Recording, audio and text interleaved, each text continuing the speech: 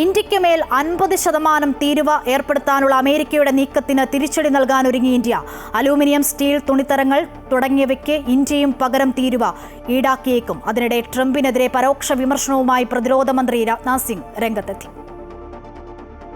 അമേരിക്കയുടെ പകരം തീരുവയിൽ അതേ നാണയത്തിൽ മറുപടി കൊടുക്കാനാണ് ഇന്ത്യയുടെ നീക്കം. തെരഞ്ഞെടുത്ത അമേരിക്കൻ ഉത്പന്നങ്ങൾക്ക് കനത്ത തീരുവ ചുമത്താൻ കേന്ദ്ര സർക്കാർ ആലോചിക്കുന്നതായി ദേശീയ മാധ്യമങ്ങൾ റിപ്പോർട്ട് ചെയ്തു. അലൂമിനിയം, സ്റ്റീൽ, തുണിത്തരങ്ങൾ തുടങ്ങിയവയ്ക്ക് പകരം തീരുവ ഈടാക്കിയേക്കും. ഇത് സംബന്ധിച്ച ചർച്ചകൾ പുരോഗമിക്കുകയാണ്.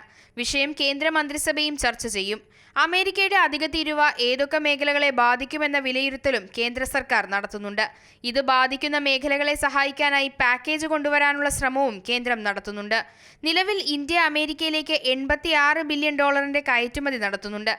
അമേരിക്ക ഇന്ത്യയിലേക്ക് കയറ്റുമതി ചെയ്യുന്നത് $45 ബില്യൺ ഉത്പന്നങ്ങളാണ്. അതിനിടെ അമേരിക്കൻ പ്രസിഡന്റ് ഡൊണാൾഡ് ട്രംപിനെതിരെ പ്രതിരോധ മന്ത്രി രാജ്നാഥ് സിംഗ് പരോക്ഷ വിമർശനവുമായി രംഗത്തെത്തി.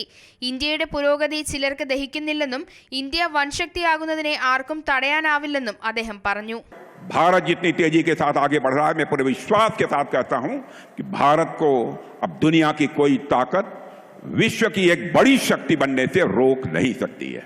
भारत के डिफेंस आइटम दुनिया के देशों को केवल 600 करोड़ रुपए की एक्सपोर्ट होती थी. ഇന്ത്യയിൽ നിർമ്മിക്കുന്ന ഉൽപ്പന്നങ്ങൾ മറ്റു രാജ്യങ്ങളിലേക്ക് കയറ്റുമതി ചെയ്യുമ്പോൾ അവയ്ക്ക് വില കൂട്ടാനുള്ള ശ്രമങ്ങളാണ് ഇപ്പോൾ നടക്കുന്നതെന്നും അദ്ദേഹം കുറ്റപ്പെടുത്തി. ഓപ്പറേഷൻ സിന്ദൂറിൽ ഇന്ത്യൻ സൈന്യം തദ്ദേശീയമായ ഉപകരണങ്ങളാണ് ഉപയോഗിച്ചതെന്നും മന്ത്രി പറഞ്ഞു. പ്രതിരോധ രംഗത്ത് സ്വയം പര്യാപ്തത നേടുമെന്ന് പ്രതിജ്ഞയെടുത്തതുകൊണ്ട് മാത്രമാണ് ഇന്ത്യക്ക് ഈ നിലയിലെത്താൻ സാധിച്ചത്. മുമ്പ് വിമാനങ്ങളായാലും ആയുധങ്ങളായാലും മിക്കവാറുമെല്ലാം വിദേശത്താണ് നിർമ്മിച്ചിരുന്നത്. ആവശ്യം വരുമ്പോഴെല്ലാം ഇന്ത്യ മറ്റ് രാജ്യങ്ങളിൽ നിന്ന് അവ വാങ്ങുകയായിരുന്നു. എന്നാൽ ഇന്ന് ഇന്ത്യ ഇത് നിർമ്മിക്കുക മാത്രമല്ല, മറ്റ് രാജ്യങ്ങളിലേക്ക് കയറ്റുമതി ചെയ്യുകയും ചെയ്യുന്നുണ്ടെന്നും അദ്ദേഹം പറഞ്ഞു. News desk, Amrita TV.